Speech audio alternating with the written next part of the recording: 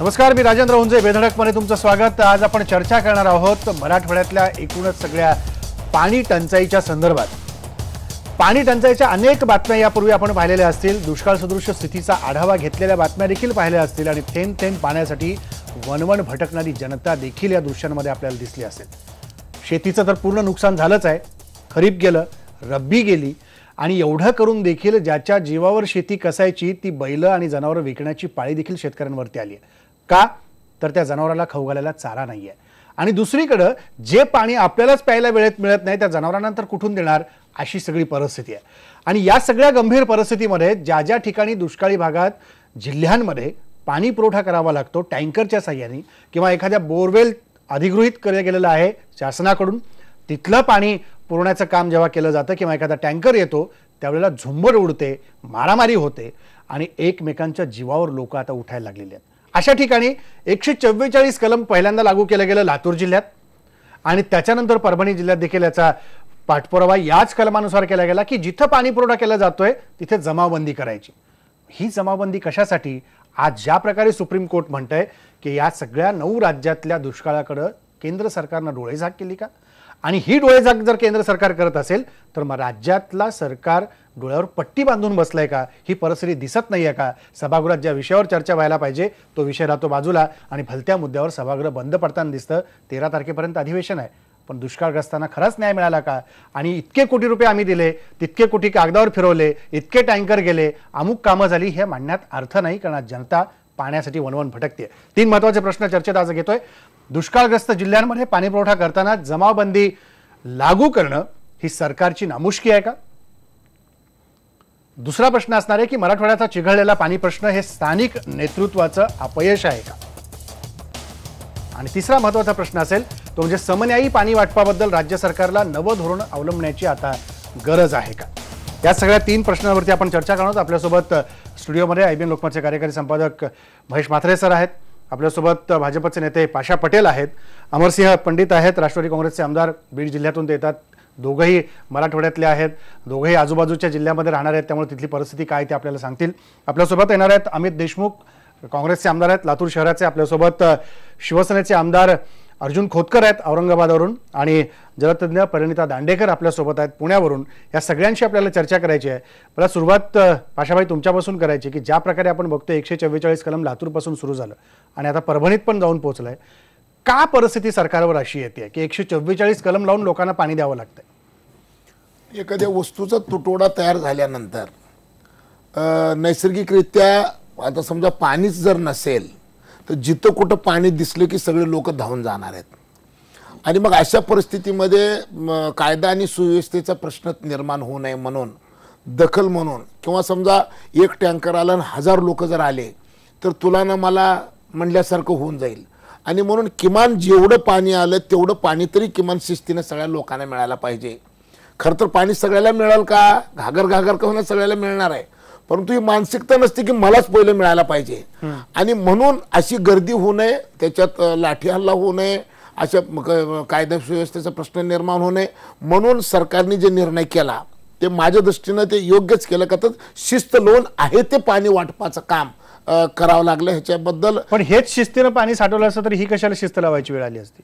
नाही तुम्ही आत्ताची जी परिस्थिती आलेली आहे ना, आता ह्याला जी शिस्त आहे 2009 मध्ये त्या काळातल्या सरकारने भूगर्भातल्या पाण्याच्या वापरावर निर्बंध आले पाहिजे याच्यासाठी त्यावेळेस कमिटी तयार झाली होती. मी त्यावेळेस आमदार होतो. लक्ष्मणराव ढोबळे माजी मंत्री या समितीचे अध्यक्ष होते. 2 वर्ष आम्ही या सगळ्या गोष्टीचा अभ्यास केला. राजस्थानमध्ये अलवर जिल्ह्यामध्ये 4 दिवस सगळं खरा अभ्यास तुम्ही केला, पण ज्या लातूर शहरात तुम्ही राहता त्या शहरात मराठवाड्यात जिल्ह्यात 8ही जिल्ह्यापैकी सगळ्यात जास्त बोरवेल्स आहेत.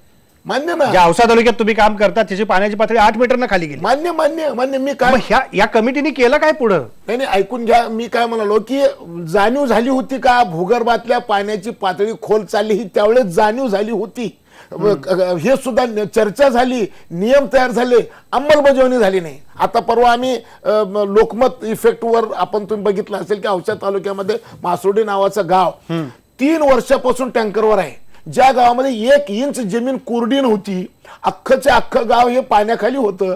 आज त्या गावामध्ये 3,500 लोकसंख्या आहे आणि 4,000 बोर आहेत. आणि मग अशा परिस्थितीमध्ये 3 वर्षापासून जर दुसरीकडून टँकर आणावं लागत असेल, टँकर रात्री 1:30 आणि 2 वाजता लोड शेडिंग असल्यामुळे येत असेल, एवढी जी परिस्थिती तयार झाली की जर समजा 4000 बोर त्या गावामध्ये मारले गेले नसते, तिथं त्याच्यावर जर तेवढं निर्बंध आणलं गेलं असतं, सावध आहे का पुढच्या हाका, त्यावेळेस जर पुढच्या हाका जर सावधपणे ऐकल्या गेल्या असत्या की जमीन हे रांजण आहे, रांजणातलं पाणी किती काढणार आहे तुम्ही, बरं काढा तुम्ही, 4 घागरी काढून 4 घागरी टाकून 8 घागरी काढता येत नाही, तुम्ही जर समजा जेवढं काढणार आहे तेवढं जर टाकायची जर तुमची इच्छा असती, तुम्हाला एक महत्वाची गोष्ट सांगतो की टाकणार कोण, निसर्ग साथ देत नाही, टाकणार कोण पाणी. मला माफ करा, मला एक गोष्ट बोलू द्या, एक मिनिट आहे का, की ह्याच्यामध्ये शिरपूर जिल्ह्यामध्ये धुळे जिल्ह्यामध्ये शिरपूर तालुक्यामध्ये काँग्रेस पक्षाचे आमदार अमरीशभाई पटेल यांनी गेल्या 7-8 वर्षापासून पाण्याचा जो प्रयोग शिरपूर पॅटर्न जो प्रयोग केलेला आहे, पृथ्वीराज बाबा मुख्यमंत्री असताना त्यांनी, पृथ्वीराज बाबा काँग्रेसचे आमदार काँग्रेसचे, यांनी तिथं नेऊन दाखवलं की महाराष्ट्रामध्ये दुष्काळ आहे पण माझ्या इथं बोरला 10 फुटावर पाणी आहे. हे सगळ्या महाराष्ट्रामध्ये जर लागू केलं, भूगर्भातल्या पाण्याची पातळी जर वाढवली, जेवढं पडलं तेवढं. आज मी तुम्हाला सांगू, म्हणजे माझ्या तालुक्यामध्ये उजनी नावाच्या गावामध्ये काल परवा मी मासे पकडताना बघितले, लातूरमध्ये 144 लावलेला आहे आणि तिथून 25-30 किलोमीटरवर खासदार संजय काकडेंनी मला जे काही 1.5 कोटी रुपये खासदार पण दिला, त्याच्यामध्ये आम्ही गेल्या वर्षी जे काम केलंय त्या कामाला शरद पवार साहेबांनी भेट दिली, मुख्यमंत्र्यांनी भेट दिली, 3 राज्यातल्या मंत्र्यांनी भेट दिली, 7 राज्यातल्या शेतकऱ्यांनी भेट दिली आणि आज त्या गावामध्ये अक्षरशः मासे पकडलेत लोक, पाण्याचा प्रश्न मिटलेला आहे. हे जर समजा झालं असतं. अमरसिंह पंडित, तुम्हाला पटत नाही ते काय म्हणतायत? पाशाभाई का असे एक अनुभवी आहेत, माझ्यापेक्षा ज्येष्ठ आहेत. आपण शेतीच्या पाण्याबद्दल बोलत नाहीयेत पाशाभाई, आपण पिण्याच्या पाण्याबद्दल बोलतोय. आणि मुळात आपण 144 कलम पाणी वितरण करत असताना एखाद्या जिल्ह्याच्या ठिकाणी लावणं आणि तेही मराठवाड्यातल्या 2 जिल्ह्याच्या ठिकाणी लावणं ही सरकारची नामुष्की नाहीये. अहो, यापेक्षा वाईट अवस्था तुमची काय होऊ शकते? तुम्ही रांजणातलं पाणी, पाण्यातलं रांजण सांगायला लागलेलं आहे पाशाभाई. मला अतिशय नम्रपणे एक विषय विचारा ना, माझा आता संपू द्या. तुम्ही बोलताना मी तुम्हाला डिस्टर्ब केलं नाही. माझं फक्त एक तुम्हाला विचारणं आहे की हे जे काही पिण्याच्या पाण्याच्या संदर्भात आपण जे काही बोलत होतो, या संदर्भात आपण गेल्या वर्षीचा दुष्काळ पाहता, गेल्या वर्षीचा म्हणतोय मी, आज सातत्यानं मराठवाडा 4 वर्षापासून दुष्काळाला सामोरं जातोय. गेल्या वर्षीचा दुष्काळ होता. या परिस्थितीमध्ये ज्यावेळेस पाऊस काळ झाला मध्यंतराच्या काळात, काही वॉटर बॉडीज मध्ये पाणी आलेलं होतं, काही वॉटर बॉडीज मध्ये पाणी आलं होतं ना. आपण ते पाणी जोपर्यंत पिण्याच्या पाण्याच्या संदर्भातले आपले निर्णय पूर्ण होत नाहीत, ते आरक्षित करण्याच्या संदर्भातलं धोरण तुमच्या सरकारनं का स्वीकारलं नाही? अनेक वॉटर बॉडीज मध्ये पाणी आलेलं होतं, ते शेतीसाठी तुम्ही जाऊ दिलं, काही ठिकाणी इतर उद्योगाला गेलं पाणी ते, परंतु तेच पाणी जर काही पिण्यासाठी तुम्ही आरक्षित करून ठेवलं असतं तर ही वेळ तुमच्यावर 144 कलम लावण्याची आली नसती. आणि म्हणून त्याचा तुम्ही सगळ्यात महत्वाचं तुम्ही मान्य करा की यापेक्षा वाईट दुसरं असू शकत नाही की मराठवाड्यातल्या 2 जिल्ह्याच्या ठिकाणी 144 कलम पिण्याच्या पाण्यासाठी लावण्यात आलं. यापेक्षा दुसरी नामुष्की या सरकारवर नाहीये. आणि म्हणून हे तुम्ही मान्य करा ना, पिण्याच्या पाण्याच्या संदर्भातलं नियोजन हे त्या ठिकाणचं पाणी आरक्षित करून तुम्ही किमान तेवढं नियोजन करू शकले असते, जे की तुम्ही केलं नाही. सर, राज्याच्या इतिहासामध्ये 144 कलम हे आतापर्यंत अशाच कारणासाठी लावलं गेलेलं होतं की जेव्हा तणावपूर्ण परिस्थिती असेल, कायदा आणि सुव्यवस्थेला धोका निर्माण झालेला असेल, त्यावेळेस जमावबंदीचा आदेश लागू करून लोकांना नियंत्रणात आणण्यासाठी शासन प्रयत्न करत असतं. इथे आपल्याला अशी परिस्थिती दिसते की पाण्याच्या स्थितीमुळे, म्हणजे पाण्याच्या दुर्भिक्षामुळे आता हे कलम सरकारला वापरावं लागतं आणि निश्चितच ही गोष्ट नामुष्कीची आहे. शासनाला ठाऊक आहे की महाराष्ट्रामध्ये दरवर्षी जे सरासरी पर्जन्यमान आहे महाराष्ट्राचं 1360 मिलीमीटर, त्यापैकी मराठवाड्यामध्ये केवळ 826 मिलीमीटर सरासरी पर्जन्यमान आहे. कोकणामध्ये खूपच चांगलं 3161 मिलीमीटर पर्जन्यमान होताना दिसतं. या सगळ्या पार्श्वभूमीवर शासनाला हेही ठाऊक आहे की महाराष्ट्रामध्ये 3 प्रकारचे प्रदेश आहेत. एक अतिपावसाचा प्रदेश आहे, एक मध्यम पावसाचा प्रदेश आहे आणि एक आवर्षण प्रवण प्रदेश आहे, ज्यामध्ये मराठवाड्यातील बहुतेक जिल्हे येतात. आता हे सगळं ठाऊक असताना ही परिस्थिती जी आलेली आहे, ही परिस्थिती कशामुळे निर्माण झाली तर शासन कोणत्याही पक्षाचं असो, आम्ही कुठल्या पक्षाचा सरकारबद्दल बोलत नाही, शासन कुठल्याही पक्षाचा असो, त्याला आपल्या जनतेचे जे प्रश्न आहे ते प्रश्न सोडवण्यासाठी दूरगामी विचार करून त्या प्रश्नावर उत्तर शोधण्यासाठी जे करावं लागतं ते शासनाच्या माध्यमातून होताना दिसत नाही.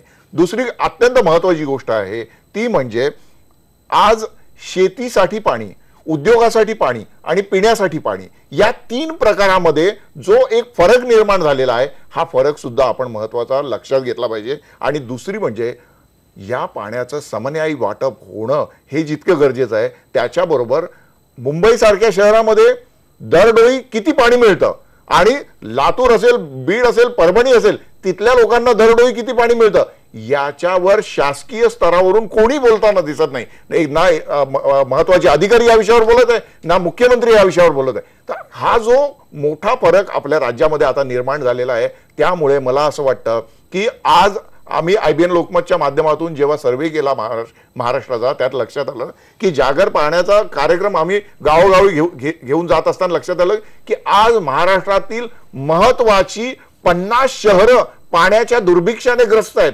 जर इतक्या मोठ्या प्रमाणात महाराष्ट्रातील लोकसंख्या पाण्याअभावी तडफडत असेल तर ही नामुष्कीची वेळ आलेलीच आहे राजेंद्र. परंतु मला असं दिसतं की पुढील महिन्यामध्ये यापेक्षा नामुष्कीची वेळ या सरकारवर येईल. अगदी खरं आहे की या पाशाबाई एक गोष्ट आहे की रात्री खाल्लं तूप आणि सकाळी बघा रूप. पाणी हा 1 दिवसामध्ये तयार करायची वस्तू नाही. तेच म्हणालो ना दूरगामी बरोबर त्याविषयी हे करणं. म्हणूनच मी काय म्हणालोय की आता पाऊस हे तर आता तर काहीच नाही. याच्यानंतरचे दिवस जर आपण बघितले ज्या पद्धतीचं क्लायमेट चेंजची परिस्थिती निर्माण झालेली आहे ग्लोबल वॉर्मिंगच्या संदर्भामध्ये आपण सगळेजण ऐकतो. हे जर सगळं बघितलं तर ह्याच्यापेक्षा सुद्धा भयानक वेळ येऊ शकते. आणि ही वेळ जर समजा येऊ द्यायची नसती तर मागे काही काम व्हायला पाहिजे होतं पण जाऊ द्या झालं नाही. परंतु आता सध्या जर विचार केला लॉंग टर्म पॉलिसीच्या संदर्भामध्ये आपण आता जर विचार केला तर महाराष्ट्र शासनाने जी जलयुक्त शिवारची जी योजना सुरू केलेली आहे याच्यामधून किमान म्हणजे आता पाणी कोणाचं आहे कोण आणून देणार आहे दुसऱ्या गावचं. माझ्या डोक्यावर पडलेलं पाऊस हेच माझं राहणार आहे. आता चौकट पाण्याच्या मारामाऱ्या सुरू होणार. आपण ऐकतो की आता चीन सारखा देश 24 देशाचं पाणी एकटं पिऊ लागलेलं. आता महायुद्ध जर झालं तर पाण्यावरून होईल हे जर आपण म्हणतो तर एक देश जर 24 देशाचं पाणी जर पिणार असेल तर तिथलं महायुद्ध होणारच आहे. ही काही लातूर बीड उस्मानाबाद पुरता प्रश्न नाही तर हा पूर्ण पृथ्वी तलावर निर्माण झालेला प्रश्न आहे.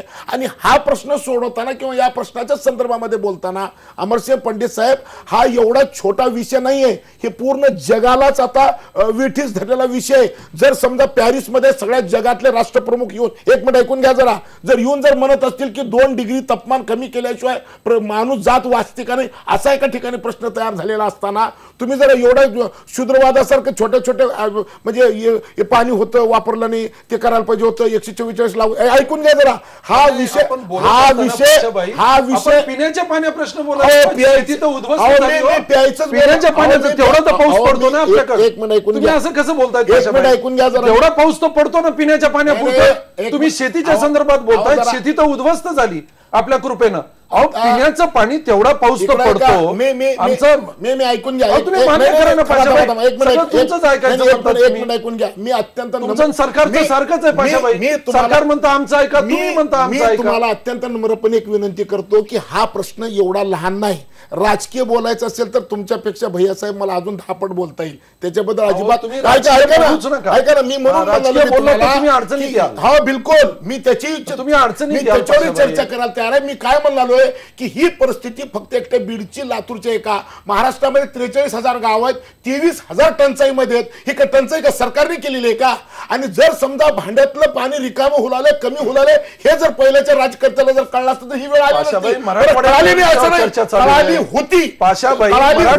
त्याच्यामुळे समिती तयार झाली. समिती तयार झाल्यानंतर जर समजा पाशाबाई मी तुम्हाला थोडं थांबवतो. अर्जुन खोतकर तुम्ही चर्चा ऐकताय. जालना जिल्ह्यामध्ये ह्याच्यापेक्षा काही वेगळी परिस्थिती नाही आहे. ज्या अंबडमधनं तुम्ही पूर्वी निवडणूक लढवली किंवा त्या बाजूचा येणारा सगळा परिसर असेल या परिसरातून वाहणारी गोदावरी नदीचं पूर्ण पात्र क्रिकेट खेळावं इतकं मैदान एवढं कोरडं पडलेलं आहे. कुणामुळे निर्माण झाली परिस्थिती. आज 144 सरकार लागू करतंय ही नामुष्की म्हणायची नाही का. 100 अर्जुन खोतकरांना विचार. ठीक आहे. अर्थात बोला. पाशाभाई जरा आता मी बोलतो ना. बोला बोला. लक्षात घ्या की आता ही जी परिस्थिती निर्माण झालेली आहे, आता खरं तर त्या खोलात जाण्यापेक्षा याच्यावरती उपाययोजना ही अत्यंत महत्त्वाची बाब आहे. माझ्या मते पिण्याच्या पाण्याच्या संदर्भामध्ये आता मूळ गोष्टीमध्ये आपण गेलं पाहिजे. शहरीकरण जवळपास 50% पुढचं आता झालेलं आहे. ग्रामीण भागाची संख्या दिवसेंदिवस कमी होत चालली आणि शहरातली संख्याही वाढत चालली.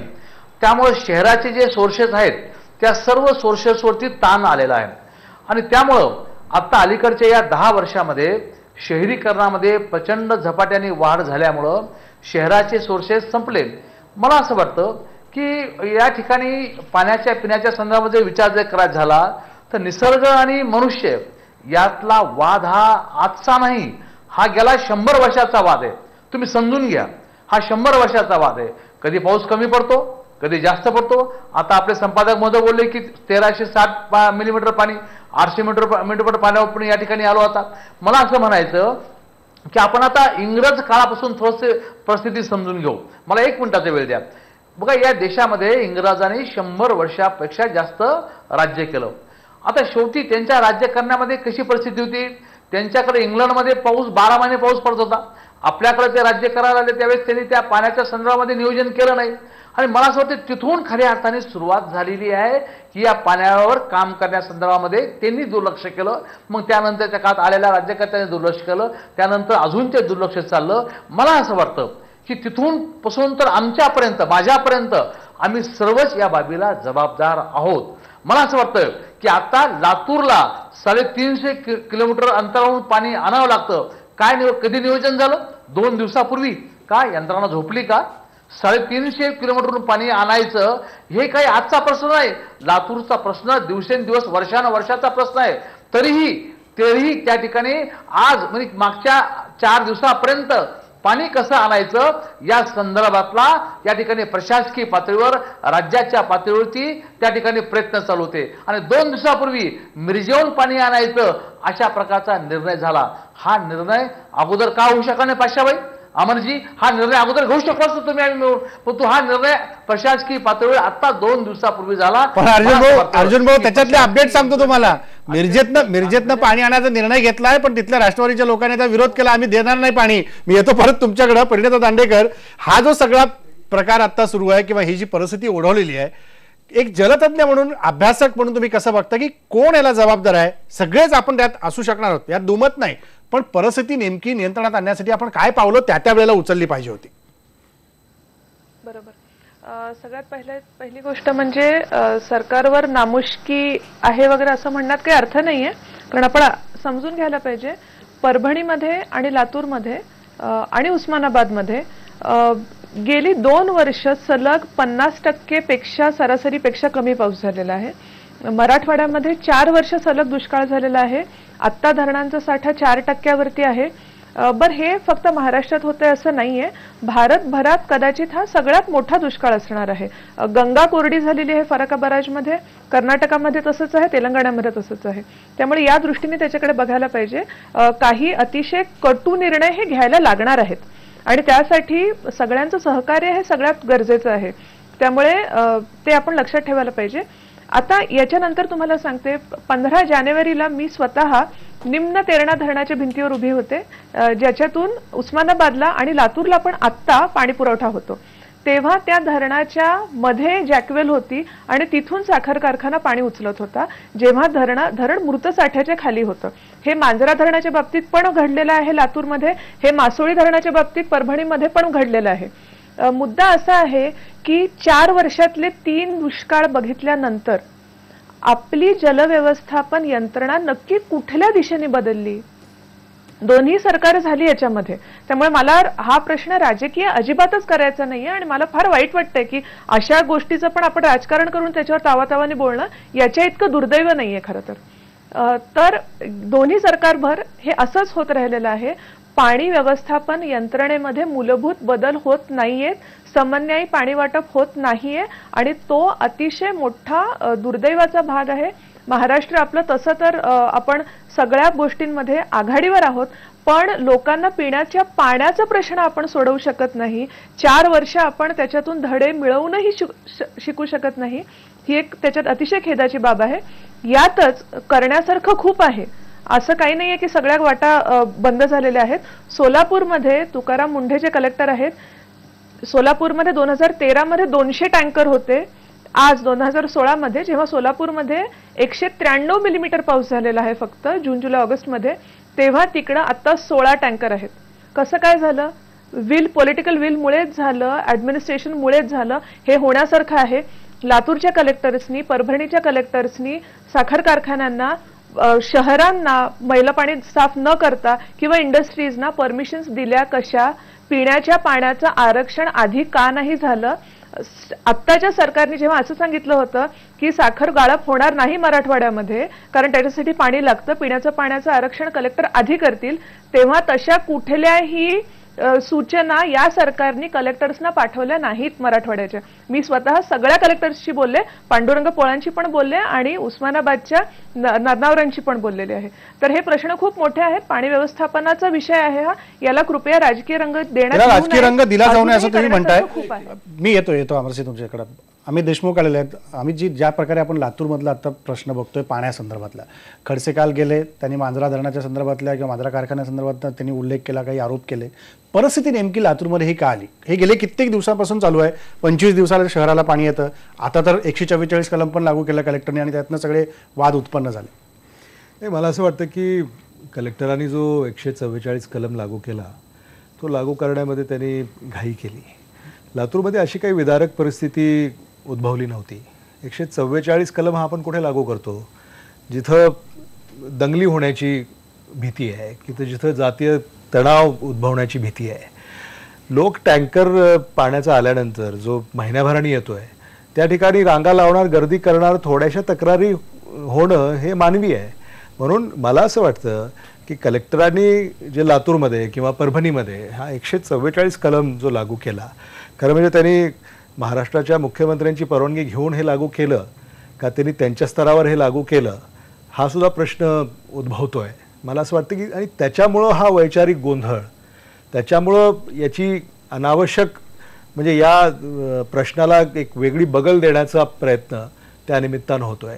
दुष्काळ लातूरमध्ये गेल्या 3-4 वर्षापासून त्या परिसरामध्ये पाऊस नाही आहे. हा फक्त लातूरचा प्रश्न नाही आहे. लातूर, उस्मानाबाद, बीड हे तिन्ही जिल्हे अतिशय तीव्र परिस्थिती पाणी टंचाईची आहे. शेतकऱ्यांच्या आत्महत्या असतील, पिण्याचं पाणी असेल, या सगळ्याच संदर्भामध्ये अतिशय तीव्र परिस्थितीने यामध्ये पाऊस झालेला नाही आहे. आणि म्हणून ज्या अर्थी पाऊसच या परिसरामध्ये झालेला नाही आहे, जे पाण्याचे स्रोत होते ते वर्ष कमी होत गेले. आज तर पाणी आम्हाला कितीतरी फूट खाली गेल्यावर सुद्धा पाणी लागत नाही. धरणं कोरडी आहेत, तलाव कोरडे आहेत, नद्या कोरड्या आहेत, शेततळे कोरडे आहेत. आता विंधन विहिरींना सुद्धा पाणी लागत नाही. त्यामुळे ही नैसर्गिक आपत्ती आहे. याच्यामध्ये आपण राजकारण करण्याची आवश्यकता आहे आणि कुणीही करणार नाही.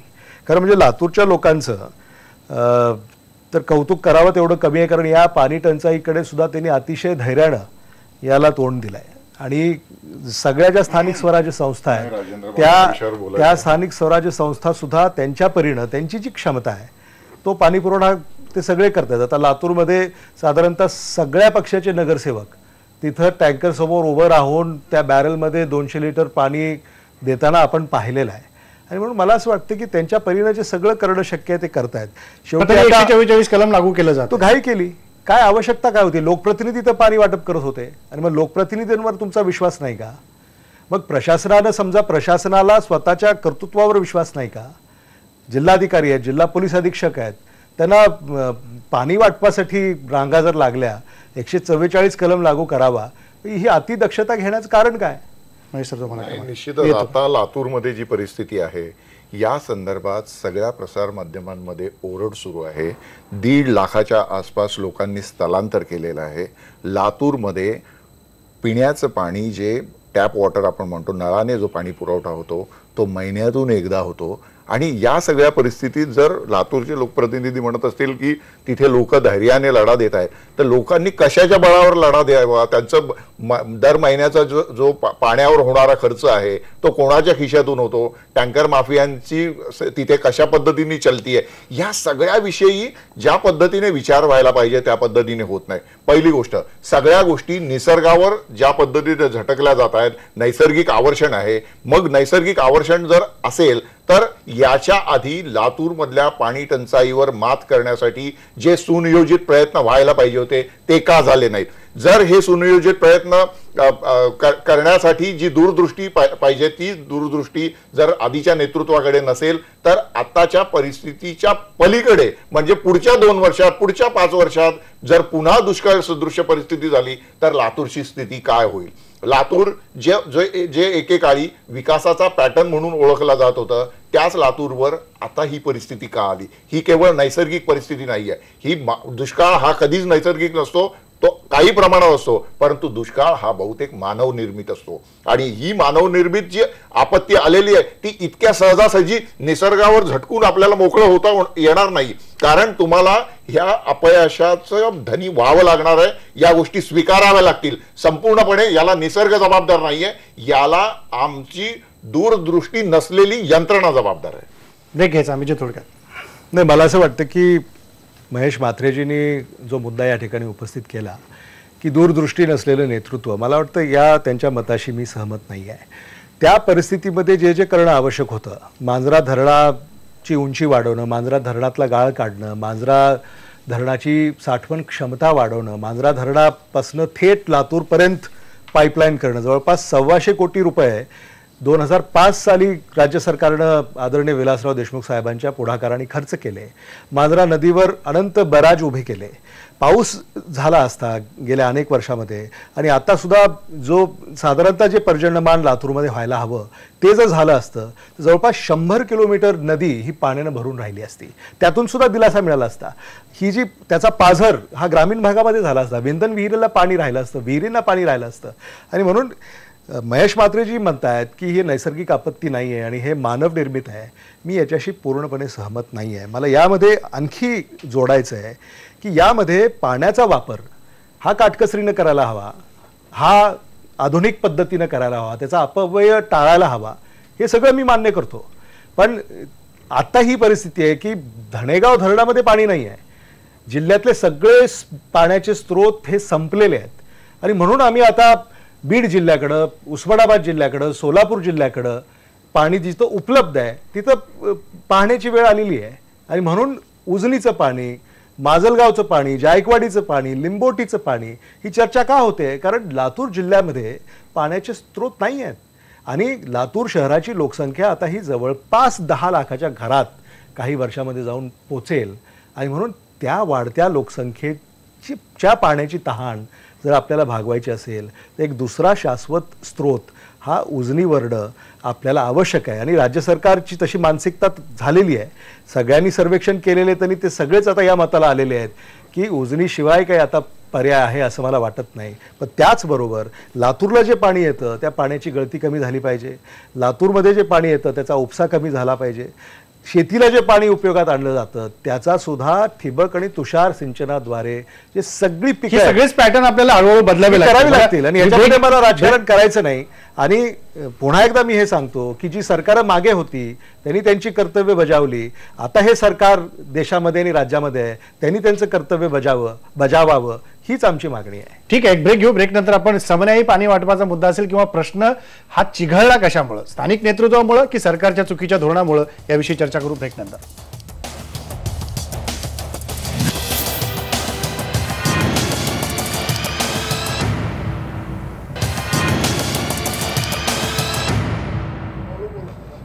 ब्रेक नंतर स्वागत. फेसबुकवरच्या काही प्रतिक्रिया आलेल्या आहेत त्या आधी सुरुवातीला वाचून दाखवतो आणि आपण पुढे चर्चेला जाऊया. ज्ञानेश्वर एलवंडे आहेत, ते म्हणतात की अशानं सरकारचं जनतेतील स्थान काय आहे हे समजत आहे.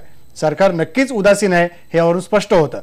श्याम ठाणेदार आहेत, ते म्हणतात की सरकारनं पाणी वाटप योग्य पद्धतीने न केल्यास मराठवाड्यातील जनतेच्या संयमाचा कडेलोट होऊ शकतो. तो होतोय आता. त्यामुळे याच्या पुढचे अजून 1 महिना 2 महिने पाऊस पडेपर्यंत काय होईल त्याचा अंदाज आपण लावू शकत नाहीत.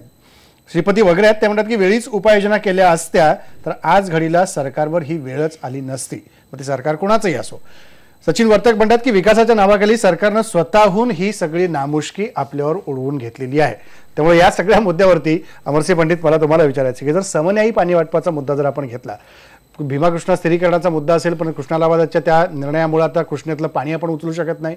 राहता राहिला प्रश्न निराखोऱ्यावर अवलंबून असलेले 1-2 तालुके, त्यात बारामती पण आहे, याच्यात पुरंदर तालुका पूर्णपणे कोरडा आहे, तिथलं पाणी आणू शकत नाही. म्हणजे एका रेल्वेत पाणी फक्त मिरजेहून आणायचं तर ती लोक ओरड करू लागली आहेत. समन्यायी पाणी वाटप आपण करणार कसं? माझं मत आहे की या समन्वय पाणी वाटप धोरणाच्या संदर्भात एकदा MWRRAनं एक खुली चर्चा होऊ देणं अतिशय गरजेचं आहे. मराठवाड्यातल्या सर्व लोकप्रतिनिधींना, याच्यात काम करणारे काही जलतज्ञ असतील, काही जाणकार असतील, काही पत्रकार असतील, या मंडळींना एक खुलं व्यासपीठ MWRRAनं मिळवून द्यावं आणि त्यांचीही मतं आता जाणून घ्यावीत ना. आणि जोपर्यंत आपण त्यांची मतं जाणून घेत नाही, याच्यातनं मार्ग निघू शकणार नाहीत. आज समन्वय पाणी वाटप धोरणाखाली आपण सप्टेंबर-ऑक्टोबरमध्ये पाणी सोडणार वरच्या तळ्यातनं आणि ते खाली येणार आणि ते सगळे लेवल आपण मेंटेन करण्याचं ते जे काही तुमचं धोरण आहे हे आता बदलणं गरजेचं आहे. जुलै-ऑगस्ट पर्यंत चांगला पाऊस असताना त्याच वेळेस जर काय आपण पाणी सोडलं, 10 TMC खाली जर काय पाणी सोडलं तर साधारण 9.5 TMC पर्यंत पाणी त्या जायकवाडीच्या पात्रात पोहोचू शकेल, कारण त्यावेळेस फ्लो हे सहज शक्य आहे. परंतु एकदा जर काही नदीचं पात्र जर ड्रायअप झालं तर ते पाणी तिथं मिळत नाही, त्यानंतर आंदोलनं वगैरे अनेक उद्योग होत बसतात. आणि म्हणून समन्यायी पाणी वाटप धोरण हे केवळ पाणी सोडण्यापुरतंच नाही, पाण्याचं नियोजनही करणं अतिशय गरजेचं आहे. मराठवाड्यातले जे काही बॅरेजेस आहेत याच्यामध्ये वरच्या धरणामध्ये ही तरतूद करावी लागणार आहे की ते मराठवाड्यातले जे काही बॅरेजेस आहेत हे किमान वर्षातनं 2दा भरता यावेत. आणि जर काय तसं झालं तरच आमची शेती, याच्याकडे पाहण्याचा दृष्टिकोन, आमची शेती ही शाश्वत शेती आहे असं आम्ही म्हणू शकाल. आज आपण पिण्याच्या पाण्यासाठी बोलतोय, शेती तर उद्ध्वस्त झाली ना. शेतीचं आपण कधी बोलण्याची आम्हाला संधीच मिळत नाही आणि म्हणून उद्ध्वस्त झालेला संसार, उद्ध्वस्त झालेली शेती आज आपलं भांडणं जे चाललेलं आहे पिण्याच्या पाण्यासाठी चाललेलं आहे. शेतीबद्दल कधी तुम्ही बोलणार आहेत का? नाही. आणि म्हणून समन्यायी पाणी वाटप धोरणाच्या संदर्भात एक खुली चर्चा MWRRAनं ही घडवून आणावी असं माझं अतिशय ठाम मत आहे. ठीक आहे महेश सर, तुम्हाला येतो भाषा. समन्यायी पाणी वाटपाचा जो मुद्दा आहे तो सातत्याने चर्चेत येतोय. जायकवाडी धरणाबद्दल जर बोलायचं तर तत्कालीन मुख्यमंत्री स्वर्गीय शंकरराव चव्हाण यांनी जायकवाडी धरण बांधल्यानंतर वरच्या भागात धरण बांधू नका, वरच्या भागाची काहीतरी एक व्यवस्था तुम्ही तयार करा, हे सातत्याने ते म्हणाले होते. परंतु त्याकडे लक्ष दिलं गेलं नाही आणि त्यामुळे जायकवाडीतील जो पाणी साठा आहे तो दिवसेंदिवस कमी होत जाताना आपल्याला दिसला. दुसरी गोष्ट ती म्हणजे कृष्णेच्या खोऱ्यातून मराठवाड्यासाठी सुरुवातीला 21 आणि त्यानंतर 25 TMC पाणी देण्याचं ठरलेलं होतं. परंतु पहिली 13 वर्ष या प्रस्तावाकडे पूर्णपणे डोळेझाक करण्यात आली. त्यानंतर तत्कालीन मुख्यमंत्री स्वर्गीय विलासराव देशमुख यांच्या अथक प्रयत्नांमुळे आणि त्यांनी घेतलेल्या पुढाकारामुळे या विषयाकडे जरा वेगळ्या पद्धतीने शासन स्तरावरून हालचाली सुरू झाल्या. आज सुद्धा परिस्थिती तशाच पद्धतीची आहे की या सगळ्या याच्यात समन्यायी पद्धतीने पाण्याचं वाटप करण्यासाठी जे आता पंडितांनी सांगितलं की त्यासाठी जी निर्णय क्षमता ठरली पाहिजे, त्यासाठी जे निर्णय झाले पाहिजे ते अजूनही होताना दिसत नाही. आज मराठवाड्यातील दुष्काळ जितका गंभीर आहे तेवढंच विदर्भातील शेतकऱ्याची विदारक स्थिती सुद्धा तेवढीच गंभीर आहे. कोकणातील ग्रामीण भागामध्ये सुद्धा अशाच पद्धतीने पाणी टंचाईने थैमान घातलेलं आहे. खानदेशामध्ये सुद्धा यापेक्षा फार वेगळी परिस्थिती नाहीये. तर हे सगळं जे आता राज्य पूर्ण अवर्षणग्रस्त होण्याच्या दिशेने चाललेलं आहे, याच्यामध्ये आपल्याला जर काही ठोस उपाययोजना करायची असेल तर यासाठी सगळ्यांनी एकत्र बसून आता निर्णय घेण्याची वेळ आलेली आहे. जे पाणी वाचवण्यासाठी, पाणी साठवण्यासाठी जे चांगले नवनवीन उपाय समोर येताना दिसतात, मग त्यातला शिरपूर पॅटर्न असेल किंवा अन्य गोष्टी असतील, त्या तशा पद्धतीची कास सगळ्यांनी धरली पाहिजे. परंतु आता काय होतं की आम्ही जेव्हा म्हणजे तहान लागली की विहीर खणतो, तहान संपली की विहिरीकडे सुद्धा बघत नाहीये. त्यामुळे दरवर्षी ही परिस्थिती होते, दरवर्षी ही ओरड होते. पाऊस झाल्यानंतर पुढचे काही महिने सगळेजण शांत बसतात. ज्यांनी याविषयी निर्णय घेतले पाहिजेत ती शासन यंत्रणा शांत बसते आणि ज्यांना यापुढे लोकांना फटका बसणार आहे हे माहिती असतं ते सुद्धा शांत बसतात. त्यामुळे या सगळ्या विषयामध्ये आपल्याकडे जशी साक्षरतेची गरज आहे तशी जलसाक्षरतेची सुद्धा गरज मोठ्या प्रमाणात आहे. राजेंद्र, अगदी खरं आहे भाषाभाई. ऋतुचक्र 27 नक्षत्रावर अवलंबून होतं आणि आत्ता जर बघितलं तर 2च नक्षत्र आहेत. एक नक्षत्र म्हणजे ढगफुटी नाही तर दुष्काळ. सातारा जिल्ह्यामध्ये यावर्षी एका गावामध्ये 365 दिवसामध्ये 1.5 तास पाऊस पडलेला आहे. तुम्ही या गोष्टीचा विचार करणार नाही का? वरून पाणी कुठलं पाणी येणार आहे? आत्ता ह्याच्यामध्ये उजनी धरणामध्ये जी पाण्याची पातळी आहे ती आता म्हणजे मार्चमध्ये जी पाण्याची पातळी होती ती जून एंडमध्ये जी राहत होती ती यावर्षी मार्चमध्ये होती. हे जर वास्तव असेल आणि मग आता पंढरपूरचे आमदार भारत भालके यांनी परवा उपोषण केलं. उपोषण काय केलं त्यांनी की पुण्यातले धरणं उजनी धरणामध्ये पाणी सोडत नाहीत म्हणून. नगरवाला नाशिकच्या नावानं बोलतो, बीडवाला नगरच्या नावानं बोलतो आणि सगळे जुन्नरच्या नावानं बोलतो. आणि जुन्नरवाले म्हणतात की एकूण पावसाच्या फक्त 35% पाऊस पडलेला आहे. जिथे 100 दिवस पडायचं पाऊस 100 तासावर आलेलं आहे. या गोष्टीचा कोणी विचार करणार आहे का? आणि हे जर विचार करायचं असेल तर वॉटर बॉडी किंवा हे तलाव हे वगैरे जे गोष्टी आहेत ना, आता ह्या सगळ्या गोष्टीच्या संदर्भामध्ये सगळ्याच राजकीय पक्षाच्या नेत्यांच्या समोर एक प्रश्न आता असा तयार झालेला आहे की माझ्या डोक्यावर पडलेलं पाणी माझं ते कसं साठवायचं, त्याचं कसं वाटोळ होऊ नये, वापरावर बंधन कसे आणायचे, या सगळ्या गोष्टीचा विचार करणं गरजेचं आहे. आणि जर का समजा आता मराठवाडा वाळवंट होणार आहे असं जर एका बाजूला म्हणलं जात असेल तर मराठवाड्यातल्या लोकांनी वाळवंट होण्यापासून मराठवाडा स्वतंत्र करायच्या काही लोक वल्गना करू लागले. ते नंतर बघूत आपण त्याचं. आधी इथं पाणी नाही प्यायला, मी काय म्हणालोय की मराठवाड्याचं वाळवंट होऊ द्यायचं नसेल तर तुम्हाला आता माझ्याकडे तेवढा वेळ नाही, परंतु मी काही गावं असे बघितलेले आहेत की 3-3 हजार एकरचे डोंगर ज्या गावामध्ये होते त्या गावातला नाला 24 तास चालत होता. त्या डोंगरावरचे सगळे झाडं तोडून टाकलेले आहेत. आता त्या गावातला नाला झुळझुळ होणं बंद झालेलं आहे. डोकं टकलं झालेलं आहे. पडलेलं पाऊस चटकन निघून चाललंय. ते डोंगर पाणीच पित नाही आणि खाली सोडत बी नाही. या समस्या ज्या तयार झाल्या बेसिक समस्यावर कोण विचार करायला? आणि पाशाबाई तुम्ही शेतकरी नेते आहेत, बेसिक समस्यांवर लोक बोलत नाहीत. शेती उद्ध्वस्त झाले अशा पद्धतीने एकीकडे नेते बोलत असतात, परंतु साखर कारखाने सुकणे चालू आहेत. ऊसाच्या शेती ज्याच्यासाठी प्रचंड मोठ्या प्रमाणात पाणी लागतं ती मात्र मोठ्या प्रमाणात मराठवाड्यामध्ये आहे. त्याबद्दल सुद्धा पाशाबाई तुम्ही बोलताना दिसत नाही. हे काय आहे? तुम्ही हे बोला ना, हे विषय बोला, या विषयावर लोकांना सांगा, लोकांचं प्रबोधन करा.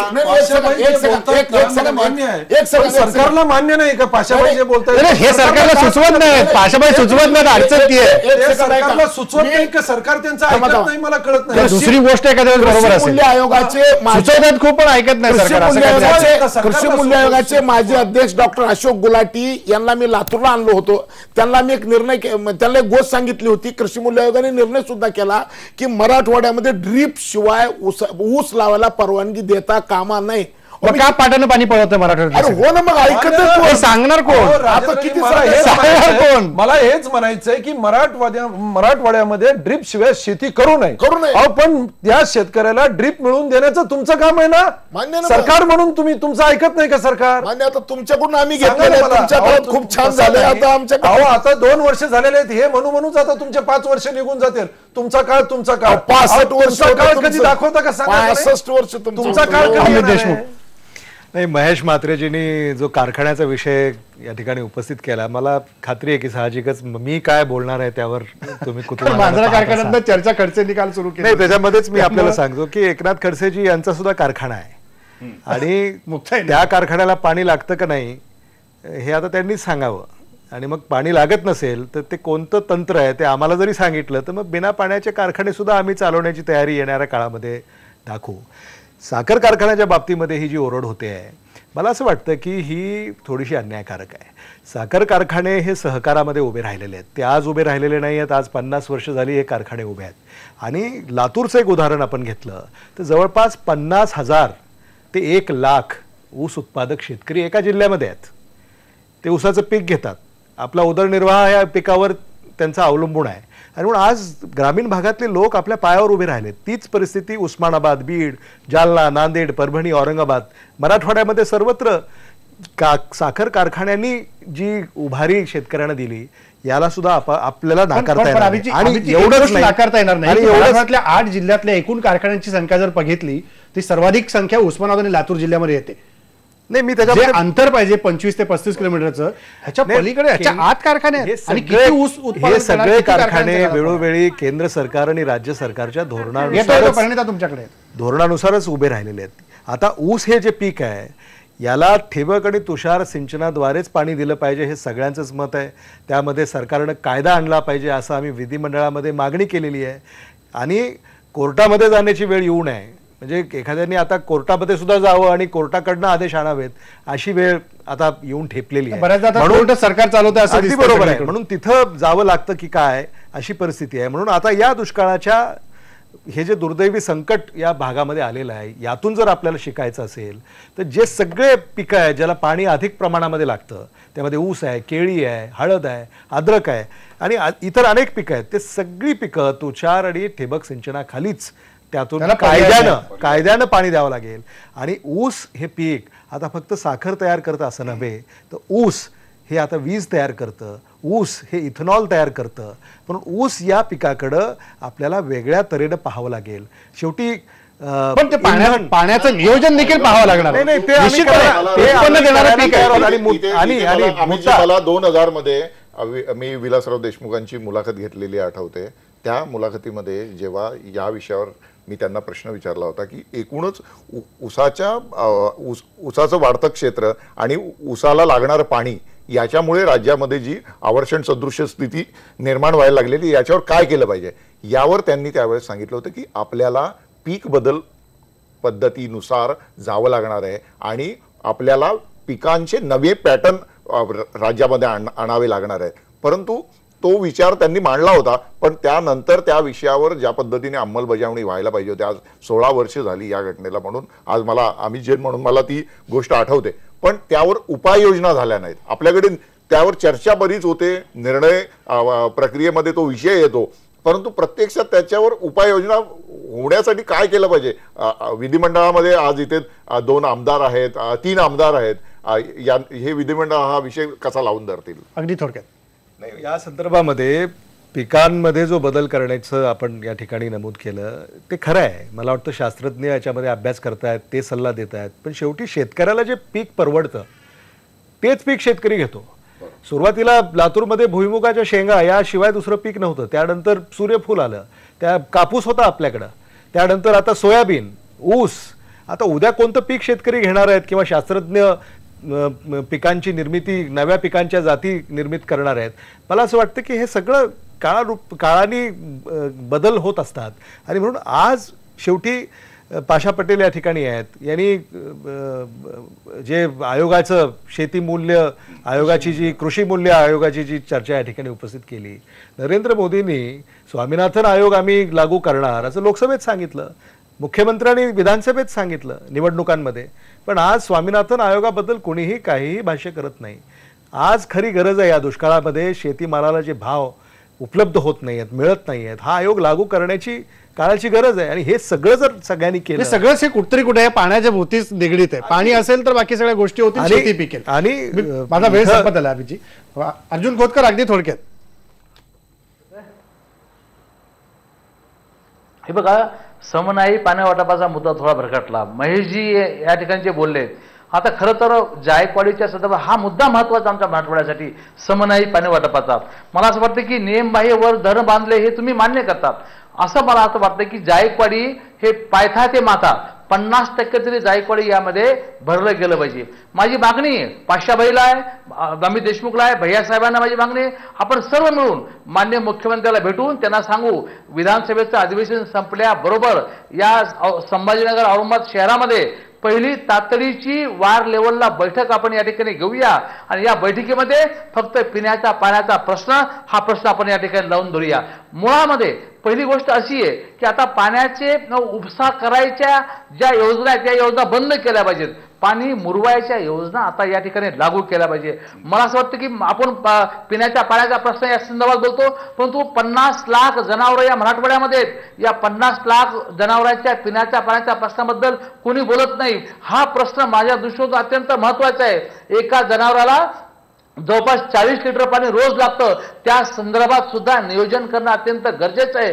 त्यामुळे माझी या सर्व आमदार महोदयाला माझी विनंती, आपण सर्व मराठवाड्याचे आमदार मिळून माननीय मुख्यमंत्र्यांना महोदयांना या संभाजीनगर शहरामध्ये तातडीनं एक मंत्रिमंडळाची बैठक लावायला लावू आणि या संदर्भातला विषय हा आपण या बैठकीमध्ये निश्चितपणे पुढे रेटण्याचा प्रयत्न करू. आज मराठवाड्यातल्या 95% विहिरी या ड्राय झालेल्या आहेत.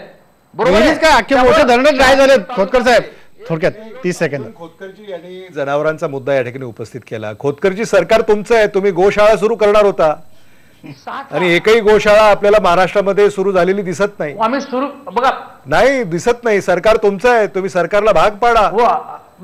मोठी जिम्मेदारी आहे आपल्यावर. आम्ही मागणी केली. मागणी नाही, हातात सत्ता तुमच्या आहे, तुम्ही द्यायचं आहे. मागायचं आम्ही आहे. लातूर आणि उस्मानाबाद मध्ये सुरू आहेत, पण इतर भागामध्ये सुद्धा मराठवाड्यातल्या 7-8 जिल्ह्यामध्ये हे तातडीनं सुरू केले पाहिजे अशी मागणी आम्ही केली, परंतु प्रशासन याला मदत करत नाही आम्हाला. म्हणजे सरकार अपयशी ठरत आहे.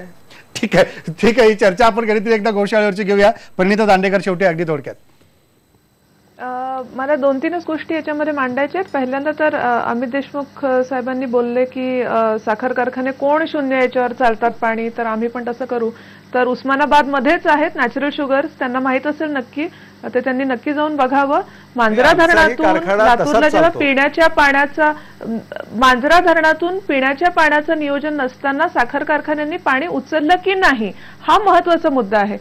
शेतकऱ्यांना ऑप्शन्स पाहिजेत, हे गरजेचेच आहे. आणि आत्ताच्या राज्यांनी साखर कारखान्यांनी देखील उचललेलं आहे. नुसतं मांजरातूनच नाही उचललेलं, निम्न धरणातून पण उचललेलं आहे. डोळ्या देखत दिवसा ढवळ्या उचललेलं आहे.